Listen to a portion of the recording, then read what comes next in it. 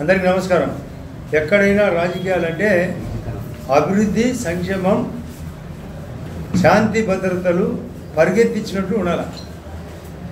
ఈ కంప్యూటర్ యుగంలో అందులో సెల్ ఫోన్ వచ్చిన తర్వాత, బడ్జెట్ భారీగా పెరిగిన తర్వాత అటు కేంద్రము రాష్ట్ర ప్రభుత్వాల్లో అతి సులభమైన పాలన.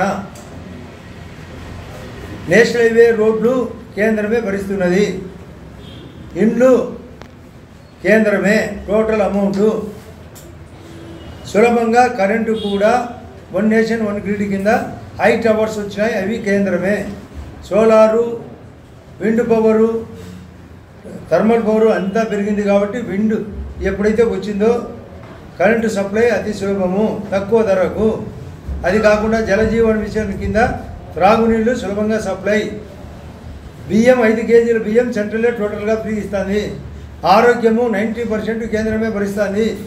అది కాకుండా ఎడ్యుకేషన్ 90% కేంద్రమే భరిస్తుంది. ఇండస్ట్రీ రాయితీలు కేంద్రమే భరిస్తుంది.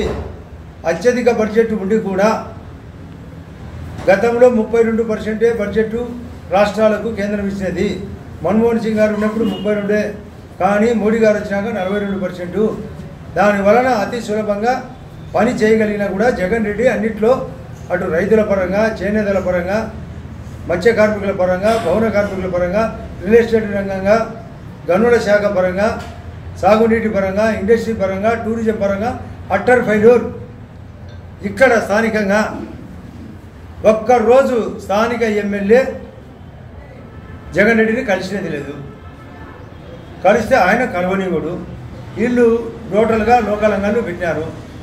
ఇసుక, మట్టి, కంకర, భూ కబ్జాలు, ఇవి టోటల్గా ఇల్లు కట్టరు, పట్టించుకోరు. ఇటువంటి క్యారెక్టర్లెస్ స్థానిక ఎమ్మెల్యే. ఆయన అవినాష్ రెడ్డి గారు ఎప్పుడు తన సిబిఐ కేసులు చుట్టూ తిరగడం తప్ప పార్లమెంట్లో గలమెత్తినది లేదు. ఏ విధంగా ఇండస్ట్రీ కానీ ఇక్కడ కానీ వచ్చేది. గండికోట మునకను ముంచారు, రాజోల్ని ముంచారు ఇద్దరు కలిసి. అది కాకుండా స్టీల్ ఫ్యాక్టరీ ఎత్తిపోయింది. పైన గండికోట పోర్ట్ టూర్ కూడా టూరిజము 100 కోట్లు సెంట్రల్ గవర్నమెంట్ ఇచ్చినా కూడా దాన్ని కూడా పట్టించుకోకుండా ఓబ్రాయ్ గ్రూపు కడతామన్నా కూడా ఇలా ట్యాక్సులు భయపడి వాళ్ళు పారిపోయినారు. రోడ్లు పట్టించుకోలే, తాగునీళ్ళు అసలు పట్టించుకోలే. కరెంటు రేటు పెంచినారు, మద్యం రేటు పెంచినారు, డీజిల్ రేటు పెంచారు, స్వాహాలు ఎక్కువైనాయి, ప్రతి దాంట్లో దోపిడీ. ఇటువంటి వాళ్ళకు ఓట్లు వేస్తే రైతు పట్టా పాస్బుక్లు కూడా వాళ్ళ పేర్లు పెట్టుకున్నారు. రేపు భవిష్యత్తులో పాస్బుక్లు కూడా అవి కూడా లోన్ ఎత్తారు. ఎట్లా బ్యూరేజ్ కార్పొరేషన్ పేరు పెట్టి ఎట్లా లోన్ ఎత్తినాడో మధ్య నిషేధమని, ఆ విధంగా ఎస్సీ, ఎస్టీ, బీసీ కార్పొరేషన్ల నిధులు కూడా వాడినాడు. పల్లెలకు ఇచ్చిన డబ్బులు వాడినారు. ఏ కాంట్రాక్టర్కు బిల్లు ఇవ్వడు. ఇది అటు ఆయన పాలన, జగన్ రెడ్డి పాలన ఎత్తిపోయింది, బందిపోటు పాలన. వీళ్ళు పందికొక్కులు ప్లస్ జరగల మాదిరి వీళ్ళ ఎంపీ, ఎమ్మెల్యే పాలన. ఇటువంటి వాళ్ళకు ఓట్లు వేయకూడదు. ఇది షర్మిలమ్మ ఓపెన్గా అవినాష్ రెడ్డి చంపలేదని అడుగుతుంది. మేము అడుగుతున్నాం, సిబిఐ అడుగుతున్నాం. జగన్ రెడ్డి భారతీయ పాత్ర లేకుండా ఇది జరగలేదు. ఇటువంటి క్యారెక్టర్లెస్కు ఓట్లు వేస్తే మన జిల్లా ఇప్పటికే మంచి పేరుంది, కానీ వీళ్ళ వల్ల చెడ్డ పేరు వచ్చింది. వీళ్ళ ఇది ముగ్గురి యొక్క పాలనలో అంటే జగన్ రెడ్డి, అవినాష్ రెడ్డి, సుధీర్ రెడ్డి పాలన భ్రష్టు పట్టింది. తర్వాత రాజ్నాథ్ సింగ్ గారు సెంట్రల్ డిఫెన్స్ మినిస్టరు 5వ తేదీ నాడు పొద్దున 11 గంటలకు మొన్న ర్యాలీ సక్సెస్ అయింది కాబట్టి ఎర్రగుంటలో ఏర్పాటు చేయమని చెప్పినాను. దానికి వాళ్ళు అంగీకరించారు. 11 గంటలకు ఒక సభ ఉంటుంది, 1 గంట పాటు. 5వ తేదీ, ఇది ముఖ్యమైన పాయింట్, 5/5/24 ఉదయం 11 గంటల ప్రాంతంలో central defence minister Rajnath Singh గారు ఎర్రగుంట్ల జమ్మలూరు కాన్స్టిట్యున్సీలోకి 11 గంటల ప్రాంతంలో ఉండి 1 గంట పాటు బహిరంగ సభ ఉంటుంది. ఇది మీ ద్వారా అందరికీ పోయే ఏర్పాటు, మా సోషల్ మీడియా ద్వారా అందరికీ ఏర్పాటు చేస్తున్నాను. అది కూడా ఎండ టైం కాబట్టి ఒక సభ మాదిరి పండాలు చేసి దాని యొక్క ఏర్పాట్లలో కార్యక్రమం విజయవంతం చేయమని అందరినీ అప్పీల్ చేస్తున్నాను. అదే పాయింట్ ఎత్తుకోండి. కూటమి వీళ్లకు బుద్ధి జ్ఞానం లేని వాళ్ళు మాత్రమే ఇలాంటి ప్రశ్నలు అడిగేది.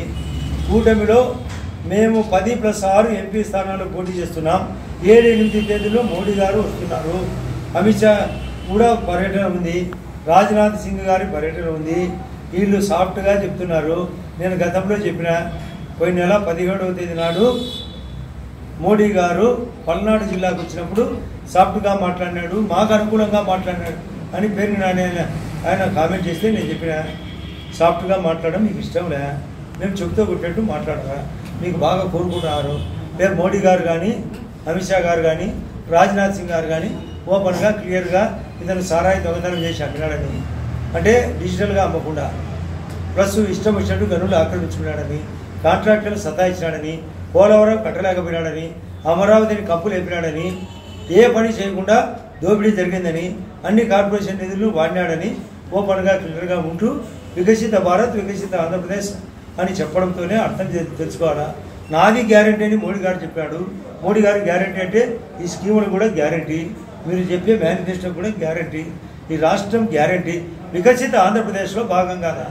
వాళ్ళ మేనిఫెస్టో చెప్పేటప్పుడు వాళ్ళని చెప్పమన్నాడు. పైన ఆస్పిషియస్ అండదండలు ఉంటాయి.